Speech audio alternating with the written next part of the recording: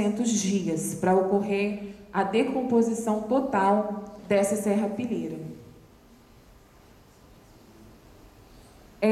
Observam também que, em relação agora aos nutrientes, para todas as espécies e durante os dias, né, que foram coletados, estimado, observa-se que houve um aumento, certo, gradual dos nutrientes. Ou seja, no tempo zero, aqui, eu tenho uma quantidade X de nutrientes que será o quê? Menor no final do meu estudo. Por quê? Porque esse nutriente, ele foi liberado. No tempo zero, em 10 gramas, eu tinha 7,6 miligramas de fósforo. No final, a minha quantidade foi para 3,5, provando que há a liberação desses nutrientes. E isso, se vocês verificarem, ocorreu para todos os outros nutrientes: cálcio, magnésio, potássio.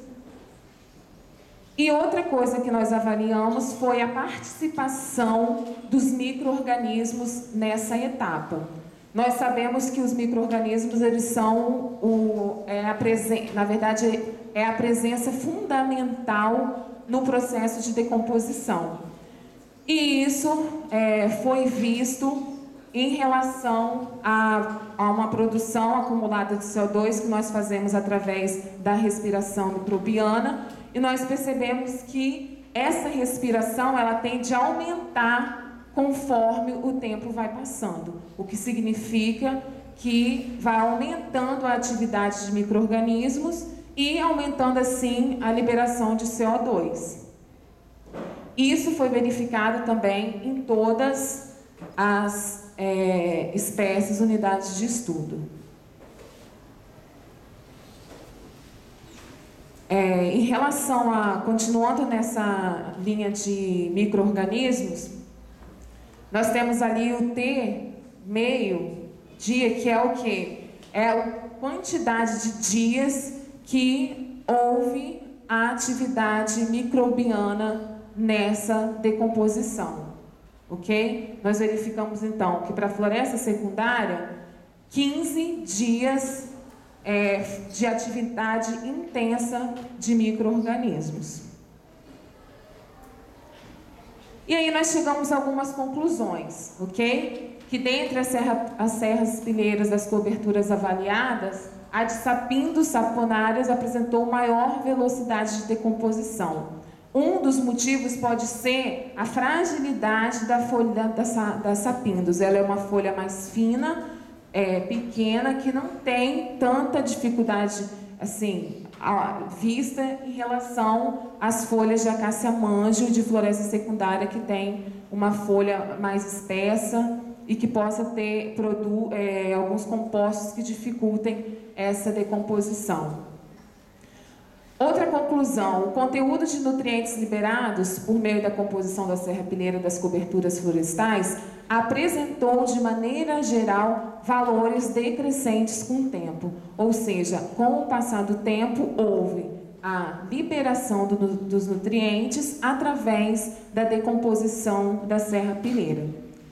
Outra conclusão: a cobertura de sapindos-saponária apresentou para as duas profundidades com quantidades acumuladas de CO2 superiores em relação às outras coberturas florestais, enquanto a cobertura de acácia manjo apresentou os valores menores. Isso quer dizer que houve uma maior atividade microbiana na serrapilheira de sapindos-saponária, justamente, possivelmente, já que é um trabalho científico de pesquisa, devido à estrutura da folha da sapindos-saponária. Já na acácia manjo, essa atividade foi menor, possivelmente também devido à estrutura da serrapilheira da acácia manjo. Certo? Concluindo, eu quis mostrar esses valores, que são valores de são resultados de trabalho que provam efetivamente que a importância dessa ciclagem de nutrientes e como que ela acontece. Outros trabalhos estão sendo realizados em relação à ciclagem de nutrientes, Pois é um assunto, é um método, uma técnica muito importante, principalmente quando a gente trabalha com pequenos produtores ou até mesmo com grandes empresas privadas. Nós percebemos que a cultura de alguns produtores simplesmente é limpar a área, remover toda a matéria orgânica.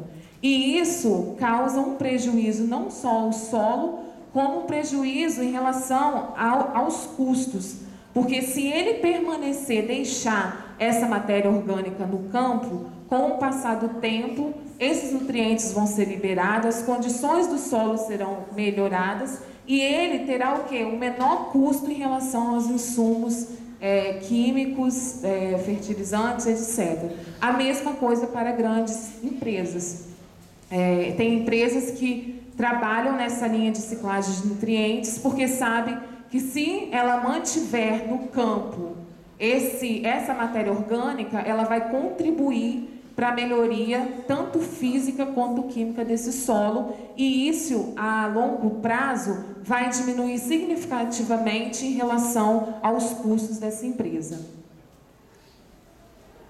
Para finalizar, eu acho que essa frase vem bem a calhar, de Lavoisier, que fala que na natureza nada se cria, nada se perde, tudo se transforma. E eu acredito que tem tudo a ver com a ciclagem de nutrientes, que na verdade é isso que ela propõe.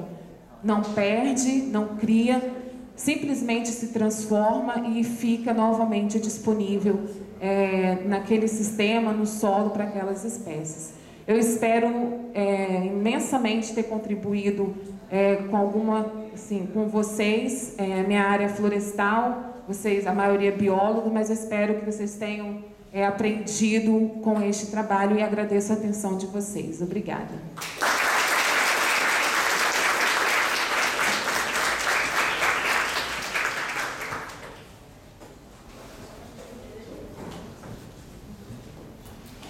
Bom, então, a gente tá com um tempinho de sobra aqui, por causa da palestra dela foi né?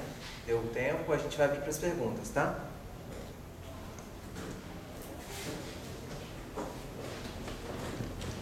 Bom dia. Deixa eu perguntar, nesses trabalhos de decomposição, pelo que você conhece, se avalia a comunidade de detritivos? Porque os invertebrados também são importantes para a decomposição.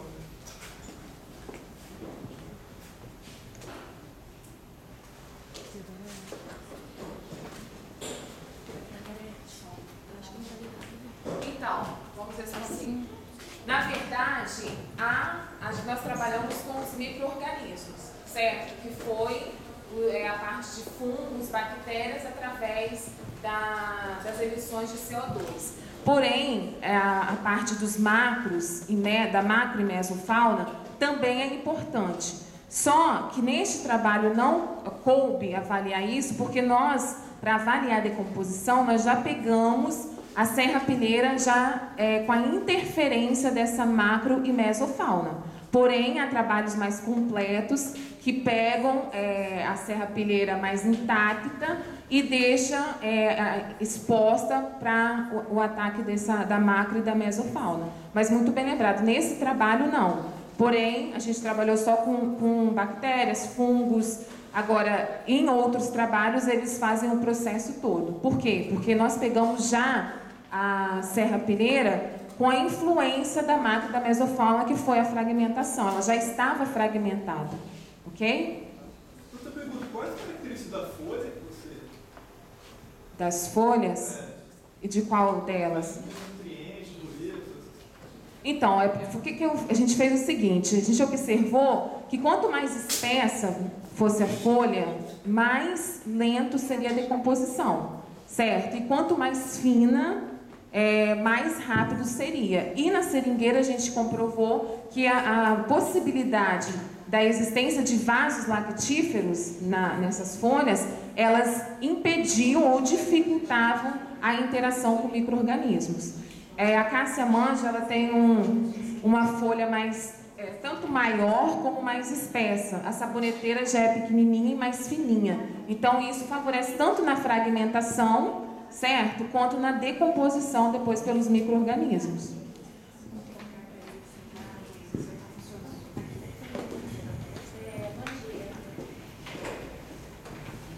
Eu queria saber se você considerou, quando você